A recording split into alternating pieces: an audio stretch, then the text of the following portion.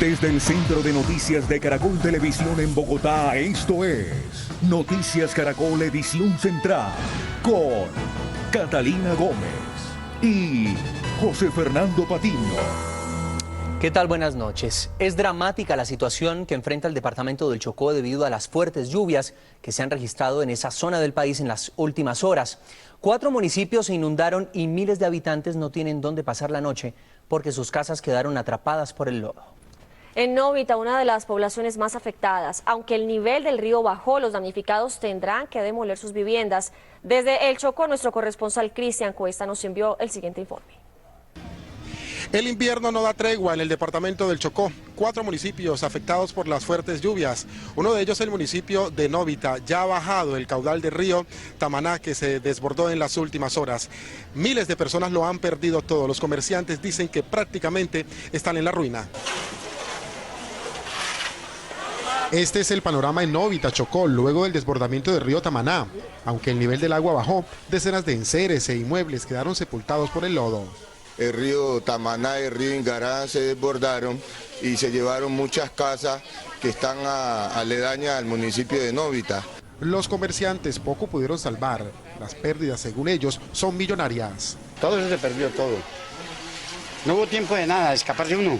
Las clases serán suspendidas y el 60% de las casas tendrán que ser demolidas. Por eso los damnificados hacen un angustioso llamado. Y que se pongan en cuenta lo que estamos pasando, pero que esto no se vaya a echar hacia atrás. Que estén pendientes de nosotros. De los 6 corregimientos afectados, solo a 1 se ha podido llegar. Porque el nivel del agua apenas está bajando. Sabemos que hay comunidades donde la situación incluso es peor que aquí en San Lorenzo. Solo en Novita hay cerca de 2.800 familias afectadas. El gobernador del departamento hizo un llamado al gobierno nacional.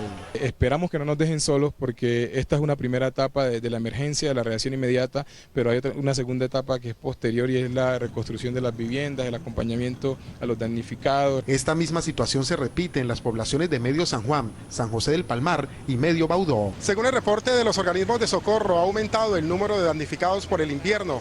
De 32.000 que había hasta hace pocas horas, se ha llegado ya a 42.000 personas afectadas por el invierno. Desde Quibdó, Cristian Cuesta, Noticias Caracol. En Buga, Valle del Cauca, también se registra una difícil situación por el invierno. Allí la avalancha de un río derribó 10 casas y varias hectáreas de cultivos. Lo más grave es que la creciente dañó parte del acueducto y más de 20.000 personas no tienen agua. Vamos en vivo a las 7 de la noche, 4 minutos con Juan Carlos Villani. ¿Cuál es la situación a esta hora? Buenas noches, Juan.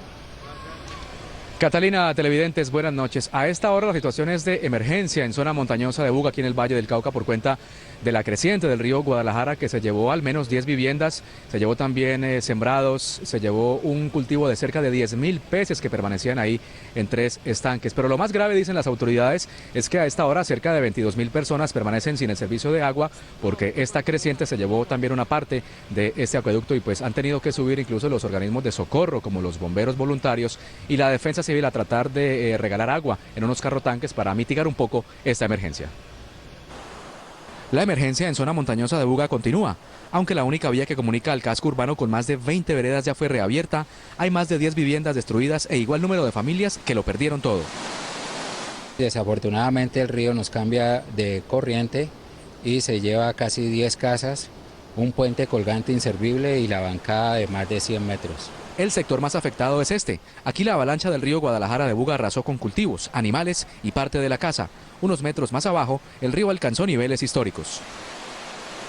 En la casa quedó inhabitable porque pues quedó muy averiada. En este punto estaban ubicados 3 estanques como este, donde se cultivaban cerca de 10.000 peces y fueron arrasados por las aguas. La creciente del río dañó parte del acueducto y dejó sin agua a más de 20.000 personas. Por eso los bomberos y la defensa civil deben abastecer del líquido a la población. Hasta que surtamos a todo el personal, a toda la gente. Estamos haciendo un llamado que nos brinden apoyo porque estamos haciendo el esfuerzo con nuestros recursos propios, con los obreros. Personal de la empresa de agua de Buga trabaja en la zona para restablecer el servicio. En las últimas horas no ha llovido en la zona, ha salido el sol y eso ha permitido que algunos de los obreros que mandó la alcaldía municipal pues habilite una parte de la vía que comunica a Buga con la zona Montañosa. También se estaban pidiendo por parte de las autoridades que se envíe maquinaria por parte de la Gobernación del Valle o por parte de la Nación para poder que habiliten completamente esta vía para que se reubique a las familias o para que se reconstruyan las viviendas que resultaron afectadas. Desde Buga, en el Valle del Cauca, Juan Carlos Villani, Noticias Caracol. Continuamos con más noticias. En video quedó grabado el robo a una droguería en Mocoa, Putumayo. 2 de los 6 integrantes de la peligrosa banda fueron capturados cuando, según las autoridades, intentaban atracar otro negocio cercano. Con ayuda de las cámaras de seguridad, la policía busca a los delincuentes que escaparon. La cámara grabó el momento cuando a esta droguería ingresan 5 mujeres y un hombre. Una de ellas distrae al administrador, a quien le solicita un producto. Mientras tanto, este hombre coge uno a uno los medicamentos y los guarda en el bolso de su compañera, sin que el dueño del negocio se percate. Minutos después, el hombre nuevamente aprovecha que el vendedor está ocupado y hurta otro producto. En el momento no me di cuenta, pero gracias a una señora que estaba ahí mismo, que informó, nos percatamos y miramos las cámaras de seguridad. Los delincuentes llegaron hasta este sitio, inmediatamente iban a cometer otro ilícito en este establecimiento cuando fueron detenidos por las autoridades. Y logramos ubicar a 2 integrantes de una banda que venía hurtando bastantes elementos a los diferentes establecimientos públicos. Según el dueño de la droguería, los delincuentes se llevaron una millonaria suma en medicamentos. Más o menos 1 millón de pesos es el costo que robaron entre leches y cosas de valor, ¿no? Los 2 detenidos fueron enviados a la cárcel mientras que las autoridades analizan los videos para dar con el paradero de los otros 4 presuntos integrantes de la banda delincuencial. La policía capturó a un capo del narcotráfico en el norte de Bogotá. El hombre, que mantenía un bajo perfil, se había retirado del negocio ilícito tras haber logrado hacer una fortuna.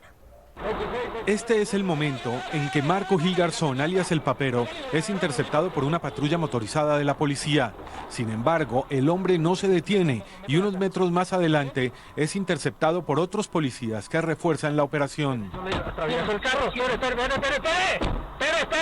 Alias El Papero tiene una fortuna que asciende, según la policía, a varios cientos de millones de dólares. Fue construyendo todo su imperio económico, adquiriendo locales comerciales en Corabastos. Asimismo, incursionó en el mercado de las flores, en agencias de viajes. En la actualidad, este sujeto, aunque vivía en una suntuosa casa del exclusivo sector de Hierbabuena, en el norte de Bogotá, mantenía un bajo perfil. Solamente se vino a tener información abundante de él después de la extradición de narcotraficantes y trabajos investigativos que venía haciendo la Policía Nacional y la Fiscalía General de la Nación. Alias El Papero, de 66 años, responderá por los delitos de narcotráfico y concierto para delinquir. El ejército le dio un duro golpe a las finanzas de las FARC. En las últimas horas destruyó el laboratorio más grande para el procesamiento de cocaína en el suroccidente del país e incautó un millonario cargamento del alcaloide. Este es el laboratorio que fue destruido por el ejército en zona rural de Timbiquí, Cauca. Hasta el lugar llegaron hombres de la Brigada Especial contra el Narcotráfico que encontraron 3.9 toneladas de cocaína, según el coronel Jorge Moreno. Este hallazgo es considerado como uno de los más duros golpes a la finanza de las FARC, puesto que toda la incautación pertenecía a la estructura criminal, la cual empleaba sus utilidades para cometer actos terroristas, compra de armas y demás acciones delictivas. La cocaína era enviada en lanchas por el río Zanja, con destino a países en Centroamérica, México y Estados Unidos, donde era comercializada por el cártel de Sinaloa. La custodia del lugar estaba a cargo del Frente 60 al mando de alias Grillo, y la distribución, según informaciones, la realizaba alias Pachochino por las principales rutas del narcotráfico del Océano Pacífico. En el laboratorio se procesaba 1 tonelada diaria de cocaína. El Tribunal Superior de Medellín tomó una importante decisión frente al hacinamiento que se registra en la Cárcel Nacional Bellavista. Según el fallo, a partir del próximo lunes las autoridades no podrán enviar más presos a este centro penitenciario. Beatriz Rojas, ¿qué otros detalles se conocen de la decisión?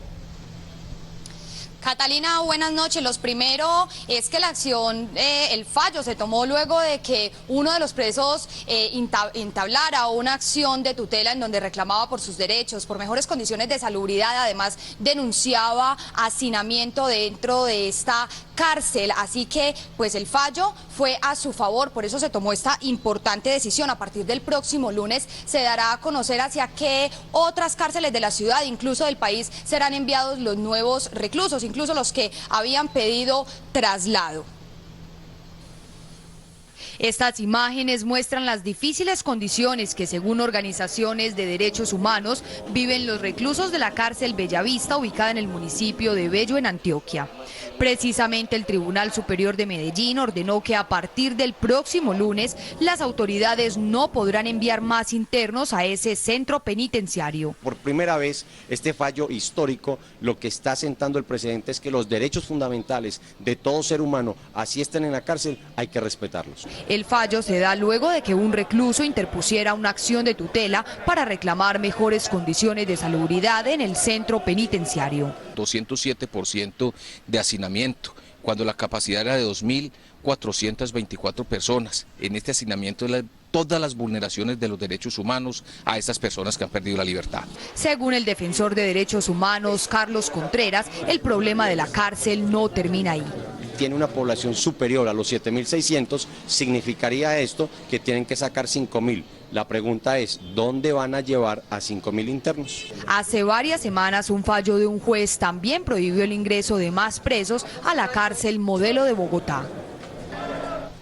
Esta tutela también fue puesta por una corporación de derechos humanos quien está a la espera del fallo del Tribunal Superior. Además de eso, pues tratamos de hablar con las directivas de la cárcel Bellavista, quienes hasta el momento no se han pronunciado. Esperamos que en los próximos días pues se refieran al fallo el fallo que se da para esta cárcel de Bellavista. En Medellín, Beatriz Rojas, Noticias Caracol.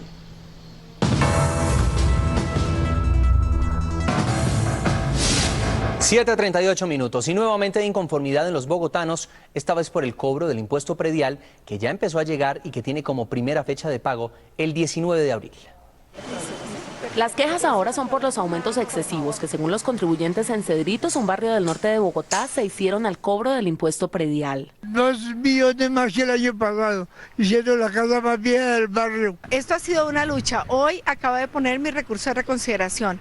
Entre el predial y la valorización son 13,5 millones de pesos. No es justo. De acuerdo con la cabildante María Victoria Vargas, la tabla aprobada por el Consejo para hacer los incrementos según el avalúo de los bienes no se respetó. Este predio, por ejemplo, está evaluado en la suma de 707 millones de pesos y de acuerdo a la tabla el incremento es del 36%. Y aquí estamos viendo que el incremento fue del 70%, de manera que se está incumpliendo el porcentaje establecido en el acuerdo del Consejo en la tabla correspondiente. La Alcaldía de Bogotá habilitó la línea 195 y el correo electrónico opiniontributaria@shd.gov.co para atender las inquietudes y reclamos de los contribuyentes. 7:48. Comerciantes del municipio de Chía, al norte de Bogotá, denunciaron temor luego de los enfrentamientos protagonizados entre los jóvenes y la policía por la medida de toque de queda decretada por la alcaldía. Daños materiales y la captura de 40 personas fue el resultado de los disturbios. Doña Olga mantiene la puerta de su local a medio cerrar. Esta comerciante, como muchos del centro de Chía, dicen sentir temor ante eventuales nuevos enfrentamientos entre la policía y los jóvenes que se oponen a la medida de restricción de tránsito de menores de edad después de las 11 de la noche.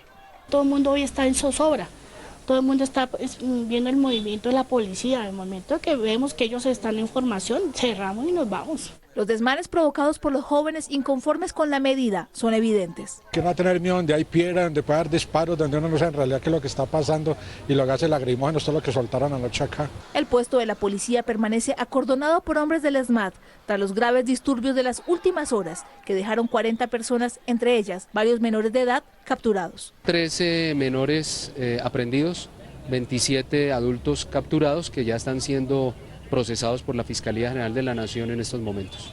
Pese a los desórdenes, la alcaldía mantiene vigente la restricción para los menores de edad. Hay alerta en la región Caribe por los fuertes vientos que han generado olas de hasta 4 metros de altura en las playas. Las autoridades en varias ciudades turísticas empezaron a restringir el acceso a bañistas y embarcaciones pequeñas. Estefany Uribe, ¿qué ciudades son las más afectadas con este fenómeno y cuáles son las medidas que se han tomado? Buenas noches. José, buenas noches. Las ciudades más afectadas con el fuerte oleaje son Cartagena, Coveñas, Sucre y Puerto Colombia, aquí en el departamento del Atlántico. Las recomendaciones que han lanzado las autoridades es, por ejemplo, en Cartagena, a las embarcaciones pequeñas regresar al puerto antes de las 3 de la tarde. Y aquí en Puerto Colombia, Atlántico, hay restricción en algunas playas en distintos sectores. Ismael Viloria observa por estos días cómo el fuerte oleaje en las playas de Puerto Colombia aleja a los turistas y empieza a afectar la estructura de su negocio. La gente viene esperando encontrar un mar quieto. Al ver una cosa diferente, ellos se van. Como él, son decenas de caseteros en la región Caribe los afectados con el fenómeno natural. En el Atlántico, las autoridades restringieron varias zonas para los bañistas. El Capi hasta el sector de la Escollera o Primer Espolón se encuentra un segundo sector, que es la playa entre el Espolón 1 y el Espolón 2. En las playas de Cartagena y Coveñas, Sucre, las capitanías de puerto recomendaron a los turistas y embarcaciones pequeñas regresar a los puertos antes de las 3 de la tarde. Sí, es bien cierto que la mayoría son pescadores y que necesitan el sustento de eso. Es necesario que mantengan un control por esta temporada. Los vientos de 50 kilómetros por hora que están sacudiendo una vasta zona de la región Caribe han generado olas de hasta 4 metros. Además de las ya mencionadas recomendaciones, es muy importante que los turistas que asistan a las playas por estos días lo hagan con total precaución, no beber ni ingresar a las playas en estado de alicoramiento y estar muy pendientes de los menores de edad. Información desde la capital del Atlántico, Estefany Uribe, Noticias Caracol. Estefany, gracias, todo para evitar situaciones peligrosas. Y escuchan esta noticia, la Secretaría de Salud de Bogotá denunció que el 51% de los centros de estética que fueron sometidos a inspección en la capital no cumplieron con la reglamentación. La consecuencia es que hay personas con graves problemas de salud. Luisa desempolva con nostalgia la que hasta hace unos meses fue su blusa preferida. Hace 2 años se sometió a una intervención en la que en vez de ácido hialurónico le inyectaron una sustancia desconocida que le carcomió los tejidos y se le convirtió en residuos de plástico. Hoy, la única solución médica que le ofrecen a su problema es perder sus senos. La única solución para que esa sustancia no se fuera de pronto al corazón, a los pulmones, se convirtiera en cáncer. Pero ahora enfrenta otro problema, la negativa de su EPS para amputar sus senos. ¿Cómo va a ser estético que esté pidiendo yo que me saquen este líquido que tengo yo ahí, estas masas, y aparte de eso me quiten mis glándulas mamarias? Pero además Luisa denuncia que fue amenazada de muerte por el médico que la trató, pues el centro de estética fue sellado por la Secretaría de Salud en un operativo de control que realizó a este tipo de instituciones en las últimas 48 horas. Clausuramos 54 centros, el 51% porque no cumplían con las reglamentaciones estipuladas. Según la Secretaría de Salud de Bogotá, cada semana se reciben al menos 5 quejas por errores en tratamientos estéticos.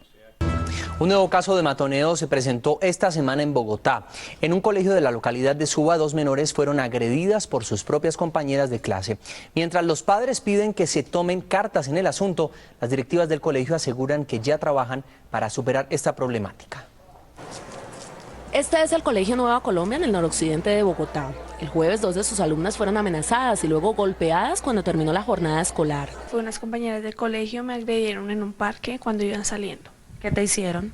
Me rasguñaron el ojo, el cachete y unas partes del cuello. Simplemente porque se creen las que más mandan en el colegio. Las agresiones que dejaron estas secuelas en una de las adolescentes tienen muy preocupados a varios padres. Las cogen ahí en el caño, llevan a la niña llañeros. Con arma blanca mi niña fue amenazada, que si volvía al colegio la palabra fue la chuzamos. La rectora del colegio, Margarita Cruz, reconoce que esta práctica sí se presenta en la institución y dice que aunque los conflictos son normales en una comunidad educativa que tiene más de 2.600 estudiantes, ya se están adoptando medidas. Hay un comité que se llama Comité de Convivencia. Tiene como objetivo liderar una política de convivencia en la institución. Según la rectora, el caso ya fue puesto en conocimiento de las autoridades para su investigación y el colegio inició trabajo social con los padres de las menores agresoras. Yopal enfrenta una de sus peores crisis por falta de agua potable. Hoy sus habitantes salieron a protestar porque aseguran que 2 años después de que un derrumbe destruyó la planta de tratamiento, los gobiernos departamental y municipal no han podido solucionar definitivamente la falta de agua potable para más de 130.000 habitantes. Los manifestantes mantienen bloqueadas las vías de acceso a la ciudad, lo que tiene colapsado el tráfico vehicular hace más de 8 horas. Las tarifas del servicio de telefonía celular bajaron de precio. La decisión del gobierno busca hacer más competitivos los precios como requisito para alistar al país para la subasta de tecnología de 4ª generación 4G. La Comisión de Regulación de Comunicaciones aseguró que las tarifas de los minutos en pospago bajaron un 20% y las prepago cerca de un 33%. Ahora es responsabilidad del usuario empezar a buscar el mejor plan conforme a las nuevas tarifas. Y vayan a todos los operadores y encuentren cuáles son las mejores ofertas que hay en el mercado. Ahora las tarifas en pospago quedaron así. En Claro pasaron de 265 pesos a 187 pesos. En Movistar de 188 a 167 pesos. Y en Tigo de 199 a 162 pesos. En prepago el valor del minuto en Claro pasó de 360 a 239 pesos, en Movistar de 439 a 229 pesos y en Tigo de 279 a 229 pesos. Estas medidas lo que buscaron fue dinamizar la competencia y por eso llevan a una especie de guerra de precios. Lo que hacen los operadores es tratar de ganar más clientes. Según el gobierno, dentro de los prerequisitos para la participación en la subasta 4G, que será el 26 de junio, está mejorar la calidad y cobertura de las tecnologías 2 y 3G. La Policía Metropolitana de Bogotá capturó a 2 hombres señalados de asaltar a mano armada a un grupo de universitarios el pasado domingo en inmediaciones del Cerro de Monserrate. De acuerdo con las investigaciones, los capturados ya tenían antecedentes por robo a mano armada en hechos ocurridos en ese mismo sector de Bogotá. Los detenidos fueron identificados como Diego Alejandro Bastilla Gutiérrez, alias Payaso, quien trabajaba como mesero en uno de los restaurantes del Cerro, y Edison Fabián Niño Cuervo, alias El Pocho. Desde ayer el gobierno nacional empezó a entregar el subsidio que se fijó para los caficultores, luego de levantarse el paro del gremio en todo el país. Noticias Caracol acompañó a algunos productores que madrugaron a vender sus cargas y esto fue lo que encontramos. José Wilmar Jaramillo madrugó como cada 8 días a la cooperativa en Chinchiná a vender el café que recoge durante la semana. Ahora está más motivado porque por su venta de 29 arrobas recibirá el subsidio que le prometió el gobierno y que cree le mejorará las condiciones de precio. Eso ya mejora mucho.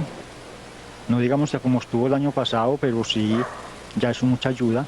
El precio que reciba hoy don José Wilmar Jaramillo por el café que trajo a vender depende de la calidad del grano. Este café es variedad Castilla y está en regular calidad. Por cada arroba José Wilmar recibió 44.000 pesos y esperará el subsidio para invertir en producción y mejorar la calidad del grano. Comprar más insumos para la finca, para la broca o venenos para la broca y la roya. A diferencia de José, Rafael Ruiz vendió solo 6 arrobas, por lo que cree que ni con el subsidio le alcanzará para sus obligaciones. O sea que yo este poquito de café que traigo me costó 300. Pago 260 de trabajadores. ¿Qué me quedan? 40.000 pesos. No me queda nada. Los caficultores con sus facturas de venta podrán acercarse a los comités o esperar que les sea consignado el valor del subsidio por lo vendido, solo si acreditan portar la cédula o la tarjeta cafetera. Un ambicioso plan de seguridad para combatir las denominadas ollas de consumo de drogas en las principales calles del país y las bandas criminales fue puesto en marcha hoy por el Gobierno Nacional.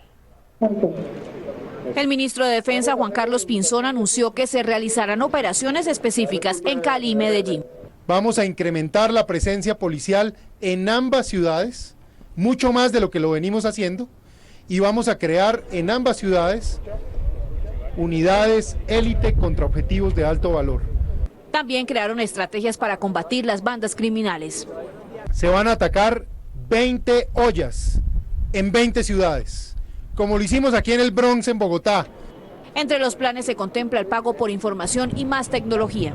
Vamos a tomar mejor control de ciertos puntos que hemos detectado se convirtieron en puntos de actividad de orden terrorista.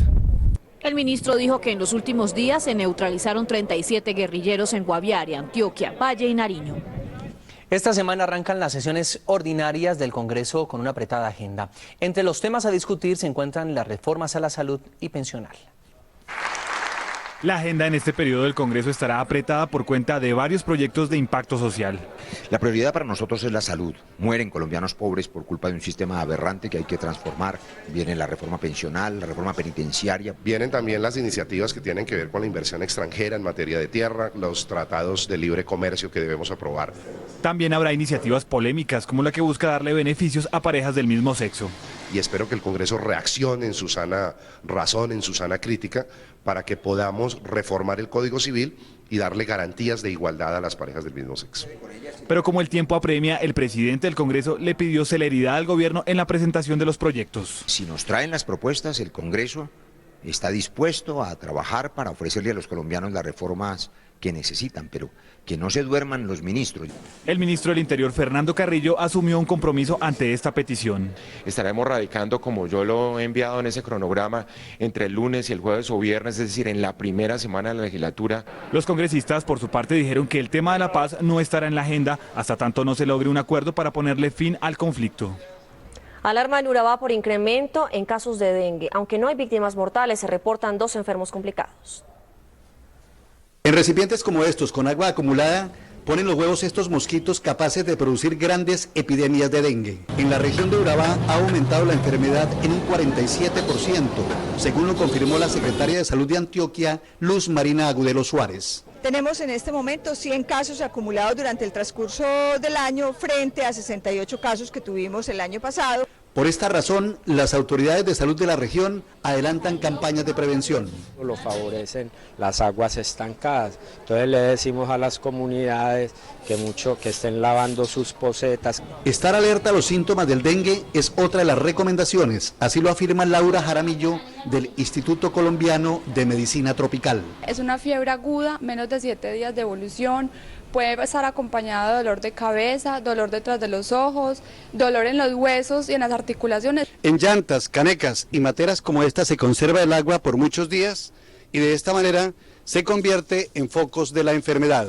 En Apartado Antioquia, Luis Guillermo Sánchez, Noticias Caracol.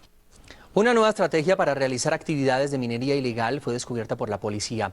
Según las autoridades, este negocio es controlado por bandas criminales y por las FARC en algunas regiones de Antioquia y Córdoba. De acuerdo con la policía, el negocio de la minería ilegal de oro es más rentable que el propio narcotráfico. De allí que quienes ejercen esta explotación la están realizando en horas de la noche para evitar ser sorprendidos por las autoridades. Sí, lo están haciendo en forma nocturna. Claro, utilizan otra serie de elementos como lámparas y algo que le dé visibilidad, y en el día paran las máquinas, las esconden, entonces cuando nosotros llegamos no encontramos, digamos, ninguna actividad ilícita. Más de 100 hombres, varios de ellos con visores nocturnos, realizaron el operativo en esta mina localizada en un apartado sector rural entre Córdoba y Antioquia que dejaba millonarios dividendos. Esta mina producía alrededor de 2.000 millones mensuales producto de la extracción del oro ilícito. Con la operación que se hizo, más los elementos incautados, se les incautaron alrededor de 5.000 millones de pesos. En la operación fue capturado alias El Chiqui. Alias Chiqui es el segundo cabecilla de los urabeños en el sur de Córdoba y estaba dedicado exclusivamente a la explotación en forma ilícita del oro. En lo corrido del año se han realizado cerca de 100 operaciones contra yacimientos mineros ilegales. Hoy en Bogotá se dio inicio a 3 nuevas rutas complementarias del sistema integrado de transporte. A pesar de que el nuevo modelo lleva más de 8 meses en funcionamiento, todavía existe mucha confusión entre los usuarios. Para acceder al sistema integrado de transporte público, tenga en cuenta estos 5 pasos. Primero, adquiera la tarjeta Tu Llave en cualquier estación de Transmilenio o en los 1.300 puntos asignados. Segundo, tenga en cuenta el lugar donde está y al que se dirige. Ubique la señal en el paradero y compare su información con la del tablero del bus. Observe el número de ruta, el destino, los barrios y las vías del recorrido. El tercer paso es acceder al vehículo. Es importante que los usuarios sepan que deben sacar la mano, deben hacer el pare a los vehículos para que ellos se detengan y poder subir al bus. El cuarto paso es pagar el viaje con la tarjeta Tu Llave y abordar el bus. Y el quinto paso es, al llegar al lugar de destino, timbrar con la suficiente anticipación del paradero para que el conductor sepa que en el siguiente paradero debe detenerse. Hasta el momento solo funcionan 940 buses, pero en abril de 2014 el sistema espera contar con más de 10.000 vehículos. Y estas fueron las noticias. Nos vemos mañana a las 12:30 del día con una nueva edición informativa. Ya viene Sábados Felices. Esto es Noticias Caracol. Primero en Noticias. Feliz noche.